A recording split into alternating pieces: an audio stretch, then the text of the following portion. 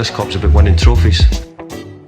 I'm inexperienced in a lot of those things. 3-0. Sorry for smiling there. Almost lost the cup and you win it. The new European champions, the treble, the dream come true for you. Oh, I can't believe it. I can't believe it. Football, bloody hell. But they never give in. And that's the winner.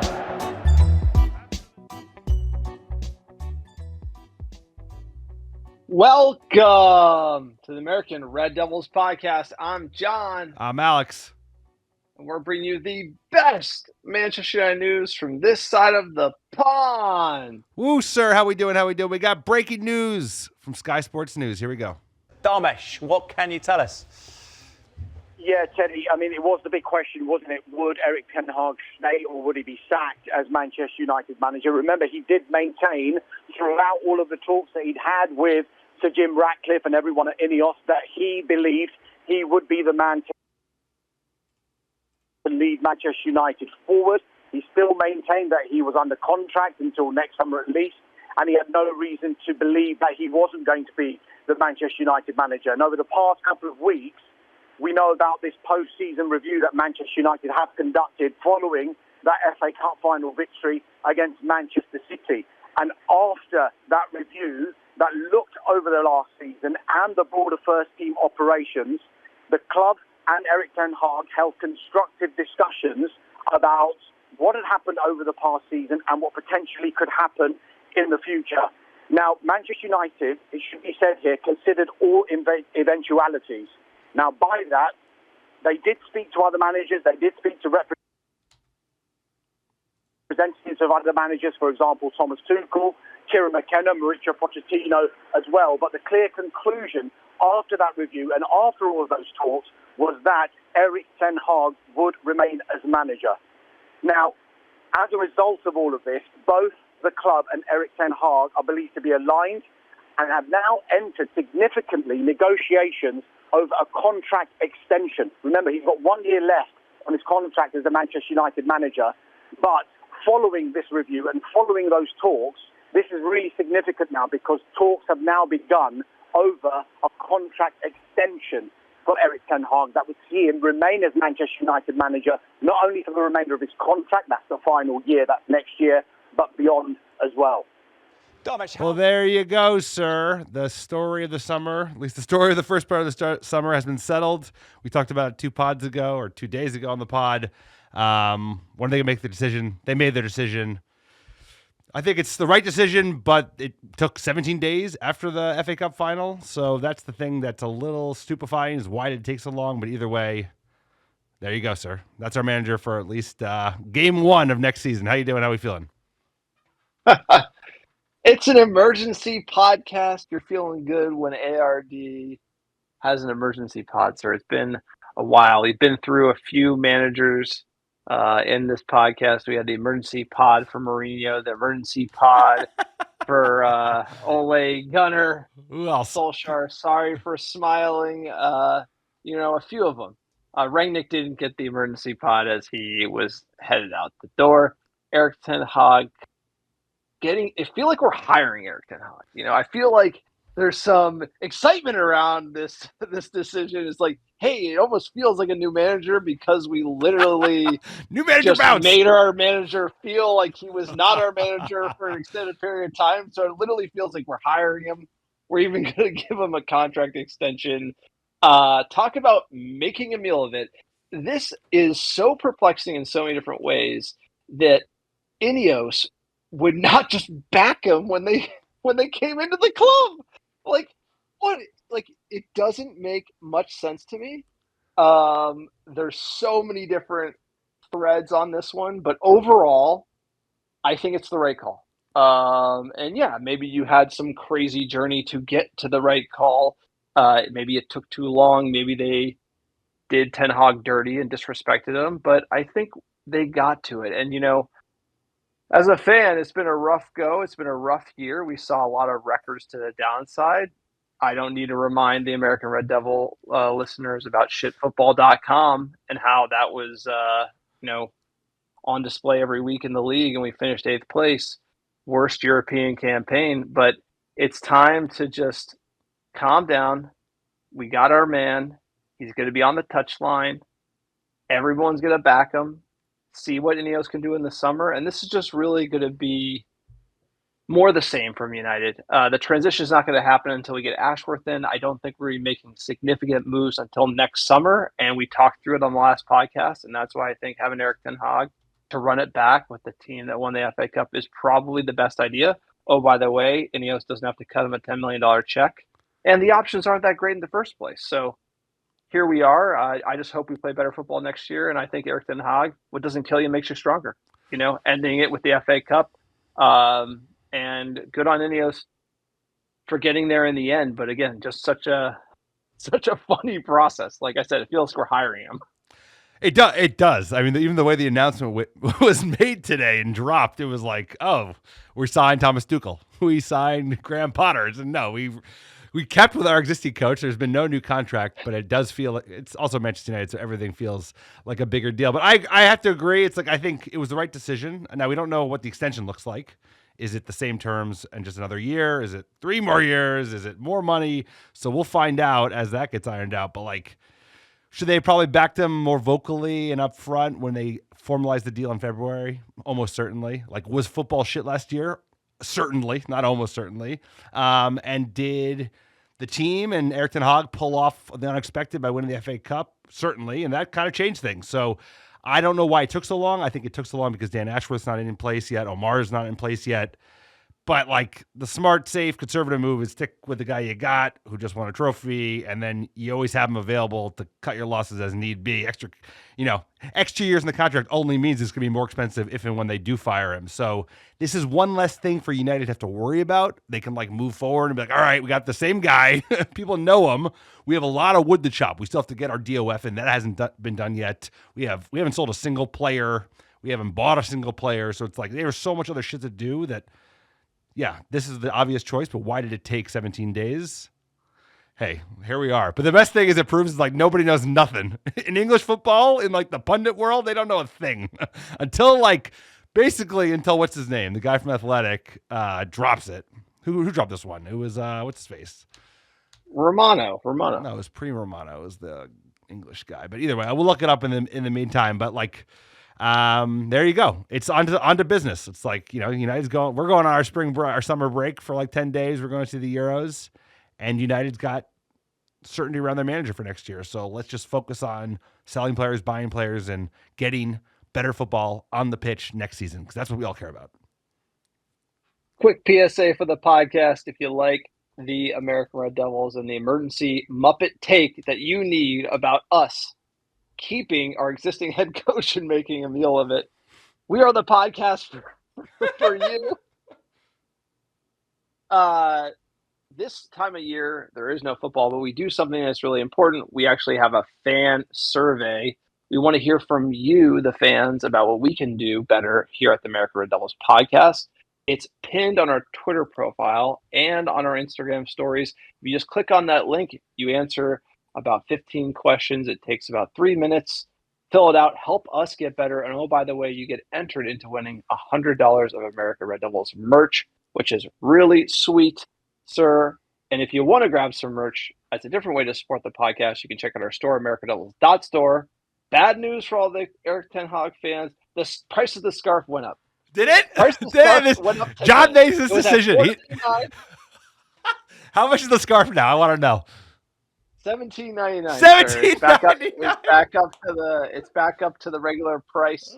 The Erik Ten Hag scarf, when he was under the cosh, he was gonna get the sack $4.99. Everyone who bought that scarf, like, you're an OG. And we sold a lot. You got the deal of the century. So again, we have great scarves on our website, americadevils.store. Please check it out. The Erik Ten Hag Red Army scarf.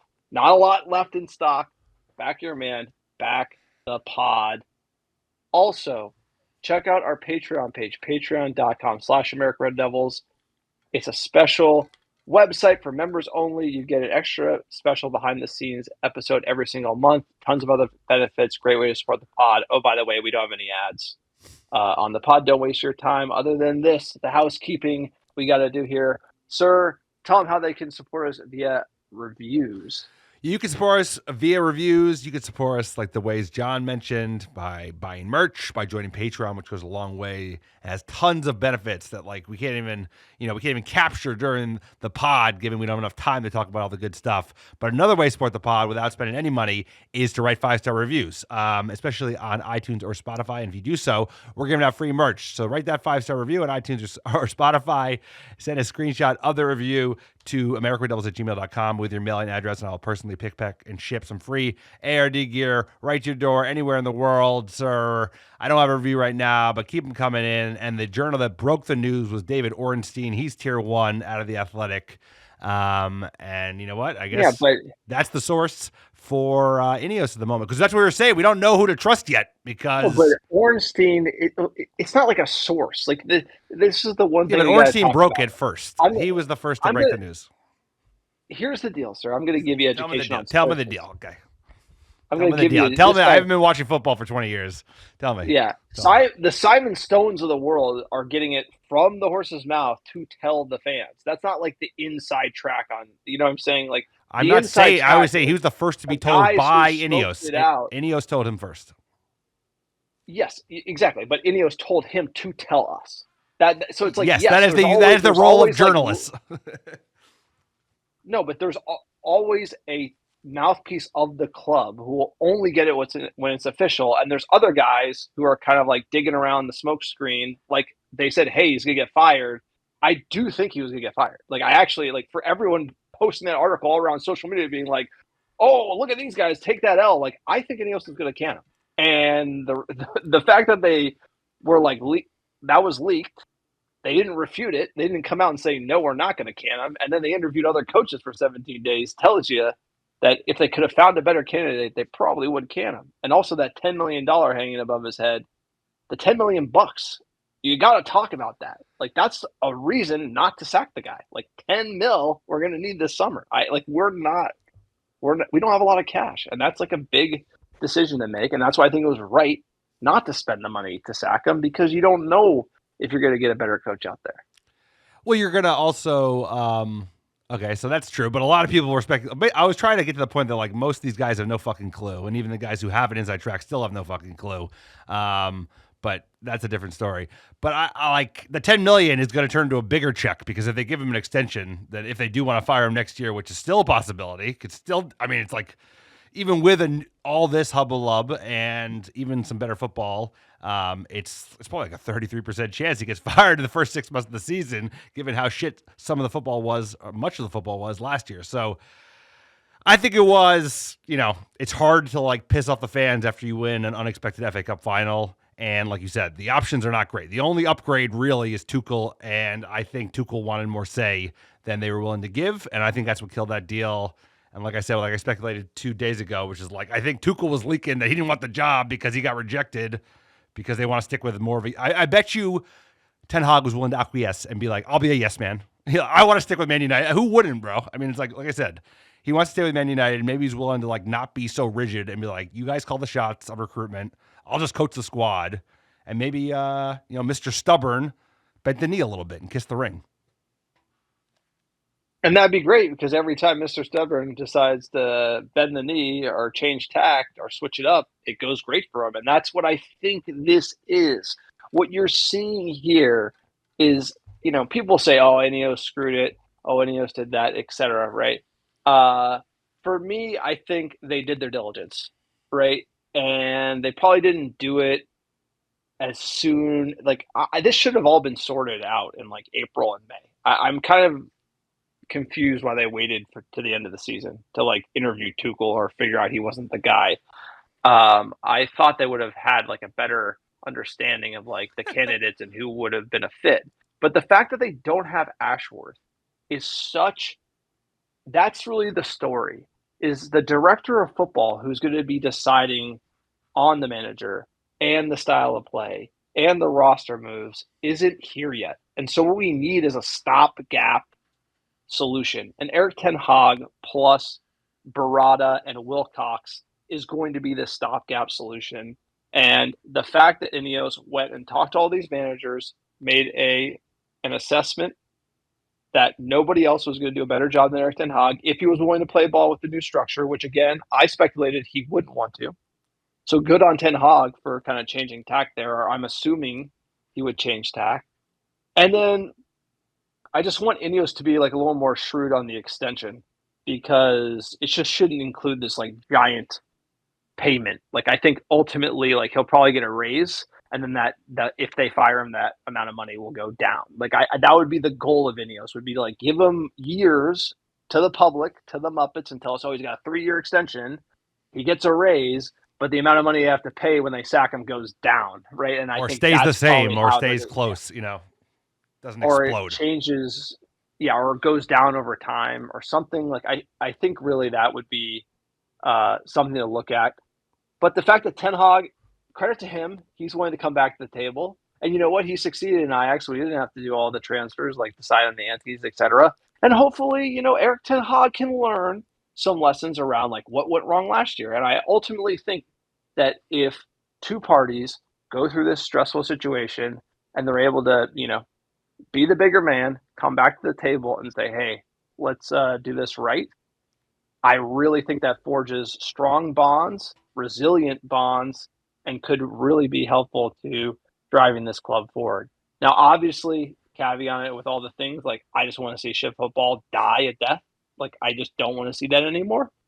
Or the manager making excuses week in, week out, or having him say, I can't play the Ajax way. Like those things got to go, right? Even Ten Hag, I would assume, would say those things got to go. And so I hope we see a rejuvenated United, a squad that's behind the manager 100% because he has security from the new ownership. And we see United fight up the table for top 4 and Champions League glory, sir. That's ultimately what the goal is here. No, I think you're spot on. I think it's like we've got enough there's enough like people making the roundabout of musical chairs that like to have one extra snafu in the mix, which is to like find a new manager. You have to not only buy out Ten Hag, you have to buy out all of his staff. You got to bring in the new guy's staff. You might have to buy out the new guy depending on who the new guy is from their existing club. So this makes sense. It took longer than people wanted. I think that also makes sense given the fact that like the main guy is not even in place yet. Very good point. Also, John, it's like that $10 million that they would have had to pay Erik Ten Hag to buy out the last year's contract. That could be the $10 million we pay to Newcastle to get Ashworth sooner rather than later. So it's like, and we are cash strapped. So there is something to be said of that, especially if they could structure the extension in a way that's cosmetically like digestible for everybody. Doesn't get some giant pay raise and have some giant buyout if we do decide to fire him in the next who knows when. So either way, this makes sense. There's so much business to do that like just stick with the current guy. The fact that he is being amenable and not being like, I want to control everything on transfers, even though I think he wanted to and did for the first 2 seasons. And we saw how that went. That is good. Because like you said, every time he's like been willing to compromise, it is paid off for the team and for him. So just like keep being a little less stubborn. And I think things are going to pay off. So I'm hopeful. We still have a shit ton of business to do. We still have like huge question marks about who do you sell? What do you do with Jadon Sancho? What do you do with some of the players? What do you focus on, right? Because there's like so many players to sign that, you know, the Elises of the world, these like high-flying players everybody wants are just, they're not going to be a priority. Like we're not going to go after a winger this year. I don't see it. It's like we need a striker. We need at least one center back. We need a left back, and we need a CDM to replace Casemiro. So it's like, I don't know. We have to focus on putting points on the board, and part of that is like we just got to start selling people. We got to get money off the wage books. We did with Martial and Varane. That's not trivial money, but like we got to sell some of these players, and then we can get to business because we're, like you said, we are a sell to buy club, and clock is ticking, man. The window still opens in 4 days, sir. So it's right around the corner. Yeah, no, it's one of those things where I'm all the ARD community know. Like I was on that, burn it all down. We know. Like everyone, including Ten Hag. Like, and I will say that is like empirically the worst football I've ever seen Manchester United play in my lifetime. And the wet noodle excuses like ain't no good in my opinion, right? Like, and so like I'm coming from a place like straight up, like, hey, this guy should be gone. Like, and I like FA Cup shouldn't change your mind if you're a shrewd businessman, right? And that's the problem. Like I'm giving you the Salty John's corner and the Salty John's corner on Erik Ten Hag will die here tonight. Tonight? He's Is that a promise? tonight. Is that a promise? Absolutely. All right. I love this. Absolutely. I promise. Mark his words, boys and girls. Because it's how you feel in your heart as a fan, right? And I feel good about this situation right now. But what I am saying from the ownership, making fans feel good is why Ole Gunnar Solskjaer got the job. And there's a lot of making fans feel good decisions that the Glazers and Woodward all listened to the socials and did this shit, and then we got like cooked for it. And this is a make the fans feel good call. And I ultimately think that the ruthless call was a bad season and it's time to move on. Now, I think the 10 million plus no better alternative, because Ineos clearly was interviewing for 17 days trying to find another guy for the job. It's not like they're like Ten Hag's the best guy they've ever met or the ideal candidate. That really is what drove them to go with him in the end, right? And that's not the best endorsement. Like, you're doing such a great job that your boss is interviewing other people to replace you. So two things can't exist at the same time. Last year was shit. The manager probably, if he admitted it, didn't do a good job. And the new ownership is starting to learn about like what fans want and should they listen to them. And so I was just hoping that at some point these owners are going to make decisions that piss off the fans, because I think the Glazers made decisions that the fans liked, throwing red meat, throwing big money signings, give him a former legend as a coach, and that just hasn't really worked for us. So we just have to be a little more pragmatic. But given all that, Salty John is done. Bullshit. This feels Wolves opener, baby. August 17th. No, Salty John is not gone. I'm saying, okay, there you go. Let's go. No, walk it back. About last season. Okay. I'm saying like about this manager and last season. Like I had now it feels like we hired a new manager. It feels like it's going to be a clean slate. And you know what? It is a clean slate because he just got backed by a new ownership structure, and it's going to be different. Everything about it will be different with the transfers, how the organization is going to work with the director of football, the technical director, the new CEO. It's a new organization. Ten Hag was essentially just hired by that new organization after an interview process. And now I'm literally putting shitfootball.com and everything that happened last year behind us, and we're heading forward, baby. And that is how I feel. And I feel really good in my heart and soul as a football fan in this club about it all. There's no bad taste in my mouth about keeping Erik Ten Hag, despite what went down last year. I'm good. And so that's why I'm saying I'm burying that, and we're all in, baby. We're all in. Maybe he needs to drop the turtlenecks, put some more midfielders in the middle of the park so we don't get cooked every week. But I'm excited about where this is going. I think he's the right guy for this transition, and this transition might not be pretty, for the record. So I think every United fan needs to lower their expectations for the summer and how long this transition will take. Amen, sir. Well said. Very well said. I put the season behind us. It does feel it's weird because he was kind of a dead man. He was a dead man walking to the FA Cup final. I think they were interviewing before the FA Cup final. They maybe continued interviewing just to all right, are we sure these other guys are better than this guy? But it does feel like a fresh start because he was kind of left to dead. Nobody thought he had a job. I didn't think he had a job. And we changed our mind after the FA Cup final. And part of that is a feel-good factor, but there is something to be said about the money and the fact that there's so much shit swirling around that just stick with what you got. It's not perfect, but hey, there was no structure before. There will be a structure eventually. It's already a little bit better, I'm sure, than it was with Woodward and co. But there's something to be said. This is definitely has a feel-good vibe, but at the end of the day, I think there is some pragmatism to it. But we're gonna find out at the Community Shield. We're going to find out at the EPL opener, and we're going to know by October, November. You're going to know, bro, what's going on. So I'm hopeful for the future. I'm really excited about Hans and Franz ball. I'm just thinking about the FA Cup. I can't believe that was so recently. That was less than 3 weeks ago. And you know what?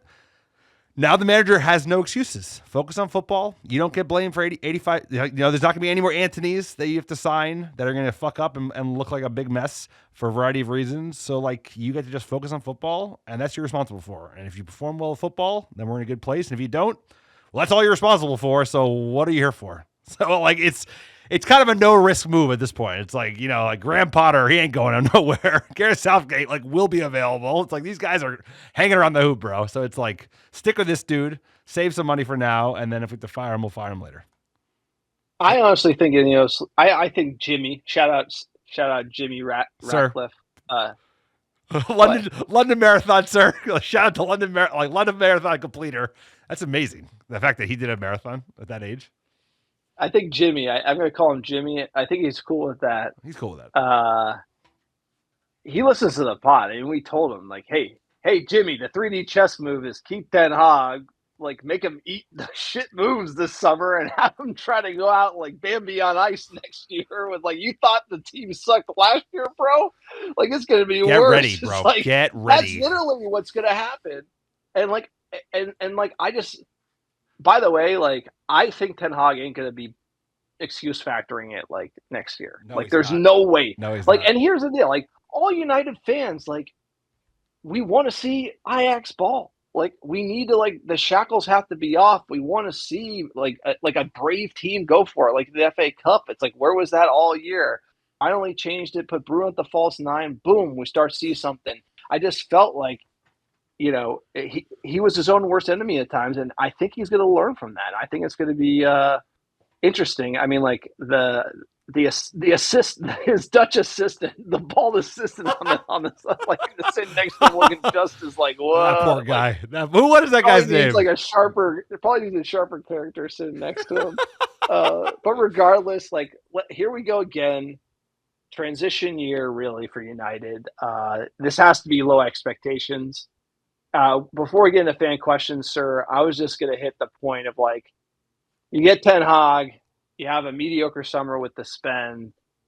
Where do we finish next year? Just we're going to do our predictions proper, but what do you really think? I think you're bang on. I think people, we've been saying this for a while. I don't want to toot our own horn, but I think things are going to stay shit for a while. There's a lot of work to do. There's a lot of team to clean up. I think the football will be better. I do think, you also said this, the football has to be better because it was so bad that it has to be better. So I think it'll be better. I just think the summer's going to be underwhelming. Even if we're able to sell some players, they're not going to overcompensate by bringing in a lot of big name buys or a lot of spend on a net basis. So I think it's going to be the same. It's going to be somewhere between 6th and 8th place. If we're lucky, we could pick off a junior cup, a Europa League or another FA Cup for the boys. But it's going to be a struggle, and hopefully it's about Garnacho continuing to develop, Kobe, Hoyland continuing to develop. Let's get him to fucking 20 goals plus, and then get him to 20 goals plus in the EPL season. It's let's find out who's the center. Can Martinez play a full season healthy? Can the manager deviate from his one plan and switch things up and have success? Because when he does have success. That's the story I want to see. Can Rashford come back? Is he going to be on the squad next year? There's so much shit that it's going to be kind of rocky road for a while. And I think we have to just grip down and say all right, guys, this is going to be a mess for at least 24 months. So just hang in there and don't expect much. Yeah, no, I think 6th is probably everyone's going to judge us on top 4, right? They're going to be you got to get the top 4. Realistically, it's going to be somewhere around 6 because there's no big moves. Can we plug all the holes? There's a lot of questions about Ineos. They took 17 days to keep the manager, to keep the guy. 17 days to make no decision, basically. Ineos has made a decision. The manager who is the manager will stay the manager. I know. It's breaking news. The manager of Manchester United is still the manager of the Manchester United. It's just such a world. What world we live in. All right, let's get into the fan questions. Thank you for everyone who jumped on the emergency pod fan questions at Mike United Mets. Quote, some people aren't going to want to hear it, but if they are really buying into Ten Hag for the project, there may be some more dark times before the highs of highs. Just committing to him isn't going to fix years of terrible recruitment overnight. I would advise some patience. Our fans are the best, sir. Mike knows too. It's going to take some time. At M. Hersey, quote, you better get ready printing some more scarves, maybe even pump that price back up a bit. I'm ready for the season. Let's go. I literally raised the price of the Erik Ten Hag scarf back to market scarf value when I saw this tweet. So anyone looking to cop a cheap Erik Ten Hag Army scarf, you have at M. Hersey 5 to thank for the price increase. At Bride Guy 666, still don't think they want Ten Hag, but he's gone back-to-back seasons with silverware, so they had to keep him. None of the managers they wanted would come to United, or the timing was off. Thank fucking God it's not Southgate. Now let's sign some players and build for next season. At M. Maybaugh 13, doesn't matter if we were Erik Ten Hag in or Erik Ten Hag out. He's in now. I'm just happy that it's done so we can focus on transfers. Thoughts on Greenwood to Juventus for 50 million euros? What do you think? Sounds good to me.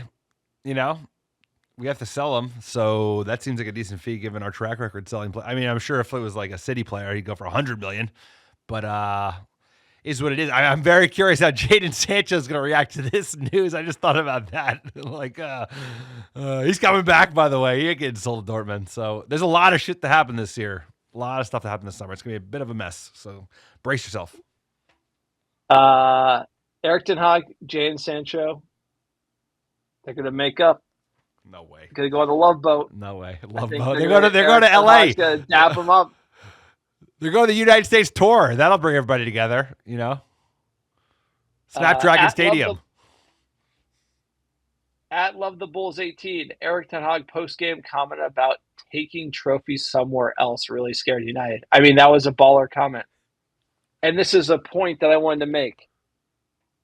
Erik Ten Hag didn't have a good season. Even like was bullshitting fans in the post-game pressers, like saying like ludicrous shit. But the way he handled the lead up to the FA Cup when there were rumors about him being fired was like pure class. And no human can be perfect, right? You can't be perfect. Like every week you're doing the pressers and like people are throwing shit at you. You're going to have some slip ups. But the way he dealt with when he was going to get fired, and then it galvanized the team back against the wall, won the FA Cup, and then he said, hey, they don't want me here. I'll go win somewhere else. I mean, that was a baller. I mean, like you got to give the man credit. Credit's where credit's due, dude.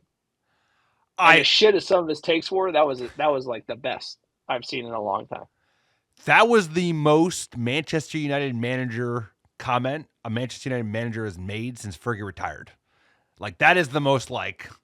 Because whoever is the manager of this club should be a fucking big swinging dick. They should own the room. Fergie was a killer. Any place he would go, he'd be a killer. And like, I'm not saying this guy is that, but I'm just saying we need to have a little swagger because you got to own it. This is the hardest job in the world. So I agree with you. Like the way he dealt with the lead up, the actual game itself, and then the post. Maybe gain more respect for him, but like I said, you got to be on your toes. You got to be flexible. He's got to show more flexibility. He showed flexibility in the final. That's why he won it. Show flexibility in all things, and he'll have success, I think. Yeah, but you have to juxtapose that against like the Manchester United don't make it to a lot of cup finals. We went to 3 cup finals, like kind of digging the club out. Like he also did the same Mourinho, which I don't like. Which I don't like at all. I know.